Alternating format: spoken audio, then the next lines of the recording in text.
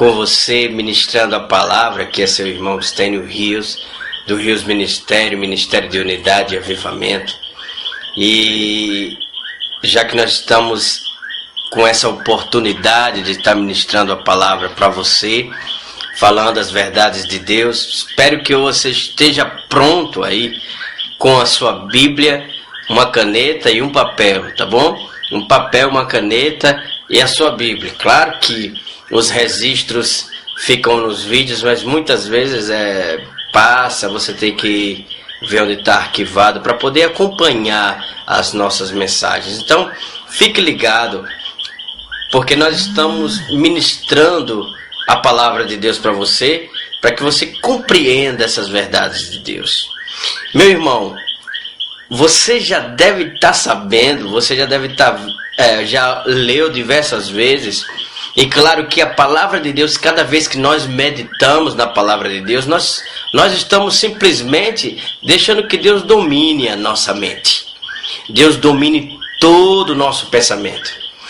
Então ele começa a fazer com que toda a nossa imaginação, pensamento, sentimento morra, para que os pensamentos e sentimentos dele tomem lugar. Você compreende? Esse é o processo genuíno da meditação na palavra de Deus. Por isso que nós somos bem-sucedidos quando ministramos a palavra de Deus, quando meditamos na palavra de Deus, deixando Deus dominar todos os nossos sentimentos.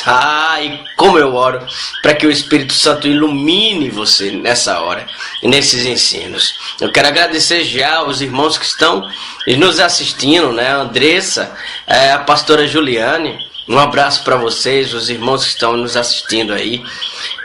Muito obrigado por estar com essa expectativa para receber de Deus. Olha só, meus irmãos. A Bíblia fala em João 10:10, Jesus dando o currículo de Satanás e dando o currículo dele, falando sobre ele. Diz que o ladrão veio para matar, roubar e destruir. Mas Jesus disse: eu vim para que você tenha vida, e você tenha vida em abundância.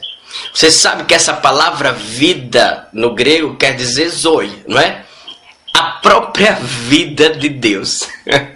A própria vida de Deus, zoe. Jesus disse: eu vim trazer a própria vida de Deus para você, e essa vida de Deus em abundância. Veja só, se a vida de Deus já era algo extraordinário, poderoso, imagine ela em abundância. Como Deus, Ele gosta de dar coisas grandes, de realizar coisas grandes do tamanho dele. Porque você sabe, fé, ela é exatamente isso. A nossa fé, o nosso Deus é do tamanho da fé que nós temos.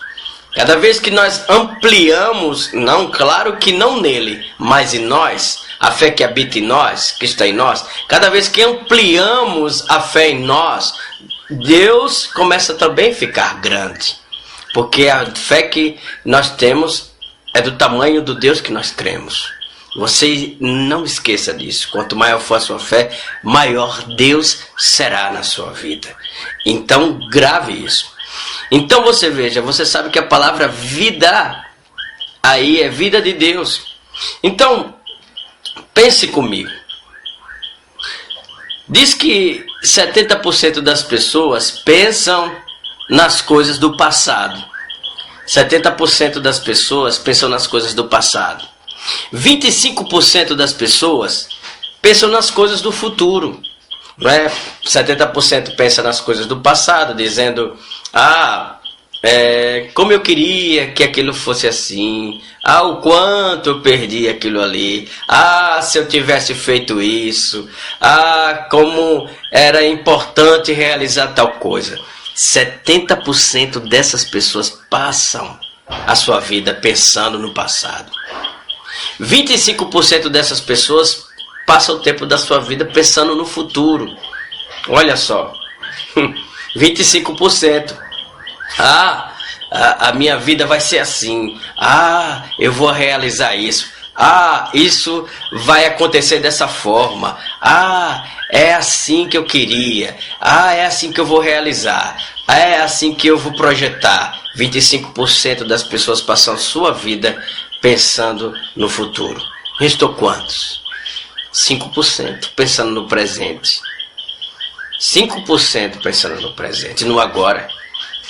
Enquanto nós deveríamos pensar, jogar toda a nossa energia no agora, enquanto nós poderíamos jogar toda a nossa forma, nossa visão no agora, e começar a criar aquilo que já foi nos dado em Cristo Jesus agora, seríamos os homens ou mulheres mais realizados da face da terra. Você concorda comigo? Se você concorda, bote aí. Você concorda comigo?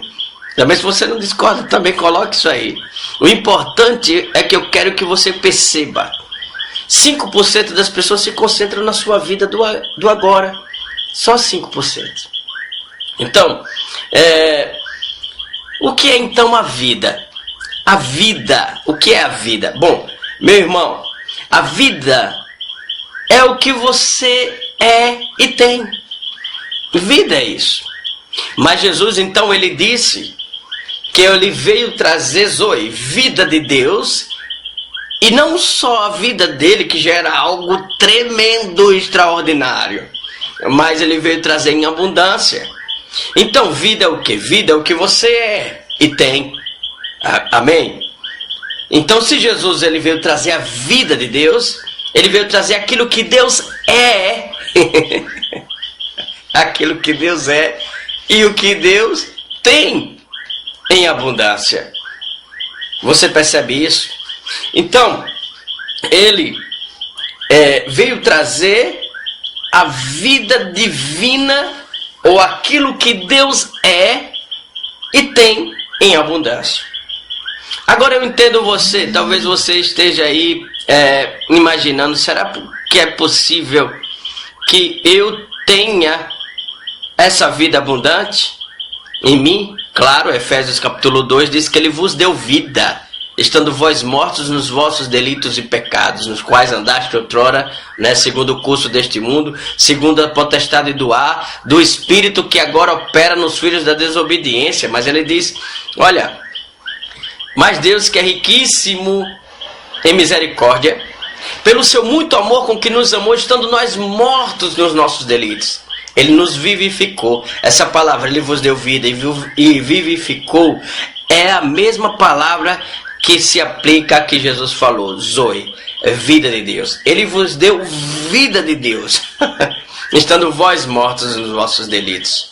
E agora eu entendo uma coisa, talvez você esteja pensando, eu tenho dentro de mim a vida de Deus, sua mente deve estar processando, querendo compreender, entender melhor sobre isso. Mas você sabia que existe uma estatística que até os 8 anos de idade as crianças ouvem 100 mil nãos?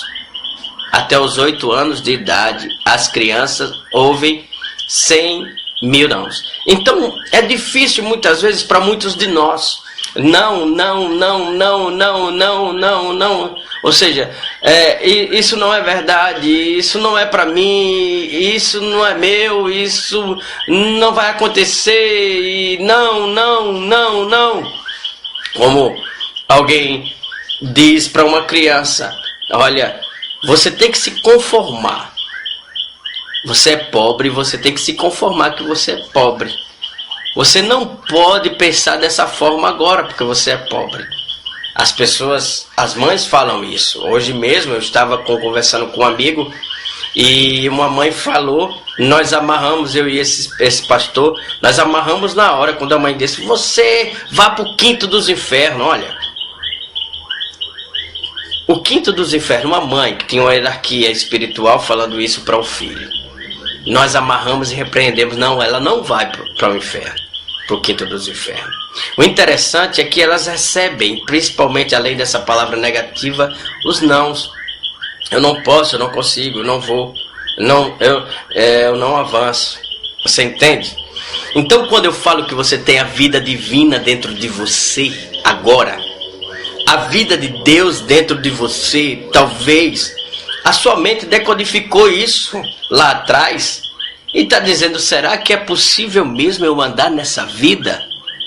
Mas olha, saiba que você, assim como a sua mente recebeu isso, né, ela decodificou, ela captou isso, e sua mente ela não foi criada em concreto, né? Ela não está em concreto, ela não foi criada em concreto, ela foi criada em linguagem. O que você recebeu desde a sua infância foi criado em linguagem, né? Uma expressão linguística. Da mesma forma também você pode mudar essa decodificação pela palavra de Deus, e você é e tem hoje, se você entregou sua vida a Jesus, você tem a vida de Deus operando, agindo dentro de você.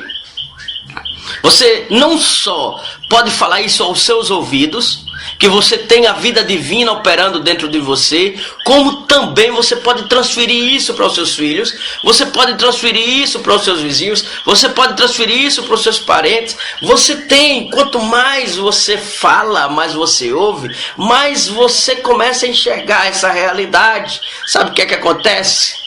Você tem que entender uma coisa, você tem que colocar sua mente para dentro do seu espírito.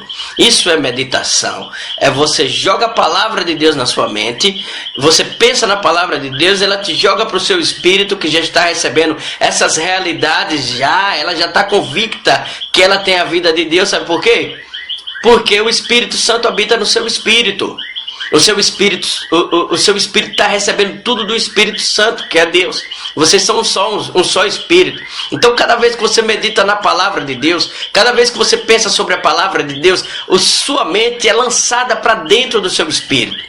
Quando ela se lança para fora, ela capta das coisas externas. As coisas externas, elas não têm nada de produtivo para te dar, para crescimento, não. Mas aquilo que é dentro de você. Por isso que Jesus falou que se você falar e não duvidar no seu coração, dentro do seu espírito, dentro de você, mas crer que tudo que você disser será feito, assim será. Então você vai jorrar da vida de Deus que está dentro de você. Como Jesus falou, eu sempre repito esse versículo, não é? Em João 7, versículo 37, no último dia, no grande dia da festa, Jesus se levantou e disse assim: quem tem sede, vem a mim e beba, porque quem crê em mim, como diz as Escrituras, do seu interior, de dentro de você, fluirão rios de água viva. E ele falou, isso ele dizia concernente ao Espírito que havia de vir nos que nele cresce. Então, quando você crê em Jesus, como diz as Escrituras, o que é que as Escrituras dizem acerca de Jesus na sua vida?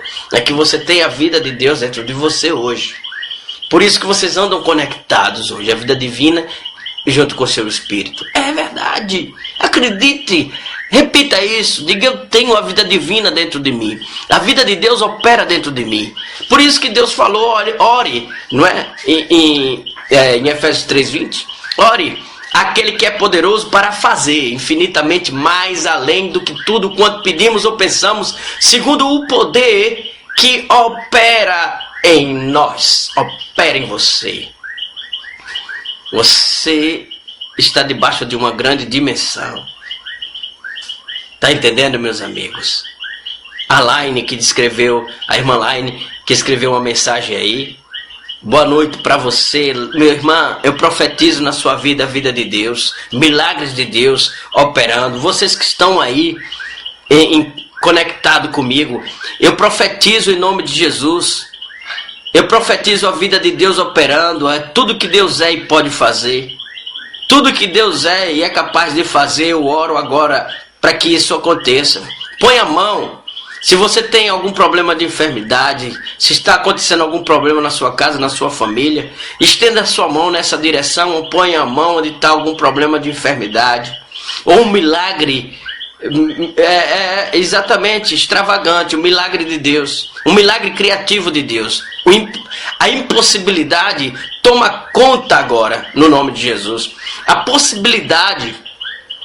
impossibilidade toma agora Deus toma conta da impossibilidade e torna possível as coisas. Deus começa agora a tornar possível as coisas. E eu oro em nome de Jesus, eu profetizo isso na sua vida. A vida de Deus que está dentro de você agora, ela vai emanar em nome de Jesus, jorrando que milagres, curas, prosperidade. Ah, meu Deus, saúde divina sendo liberada sobre você. Eu profetizo agora sobre a tua vida em nome de Jesus. Você está sarado. Você está recebendo milagres impossíveis acontecendo agora. Essas portas se abrindo em nome de Jesus Cristo sobre você. Em nome de Jesus eu oro. Eu oro. Então, amém? Você está recebendo isso? Se você está recebendo isso, pode digitar aí que eu quero ver. Que Deus opere sobre você. Então a vida de Deus é o que Ele é. A vida de Deus é o que Ele é. E essa vida está operando dentro de você.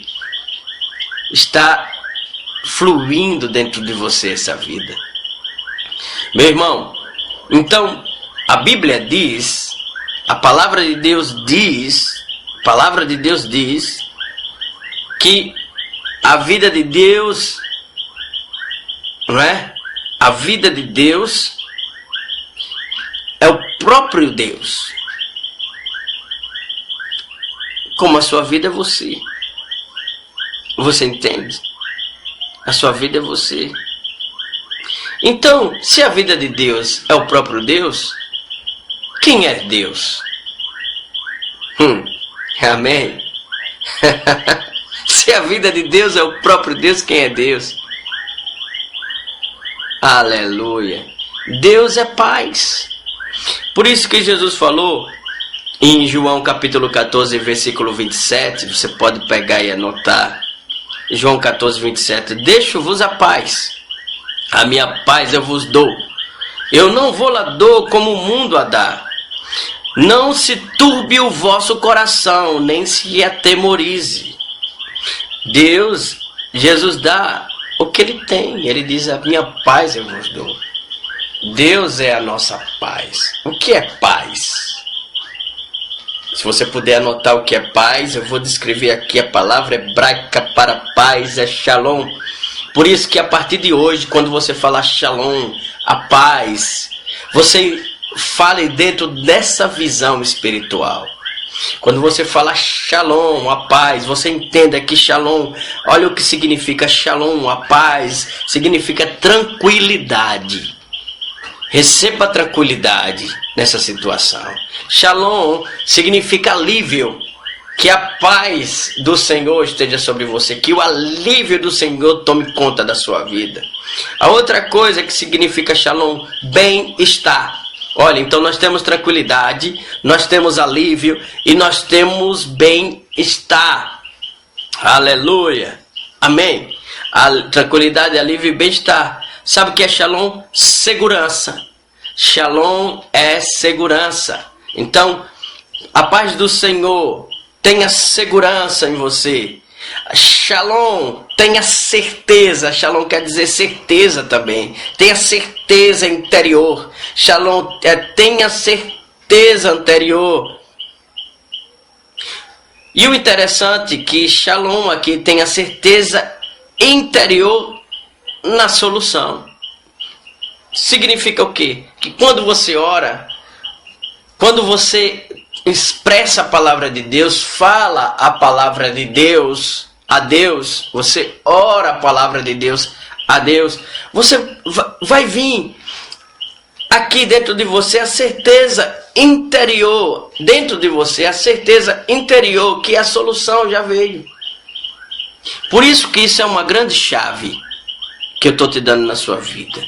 Se você quer uma resposta de Deus, ore, ore, ore, ore, até vir a resposta interior.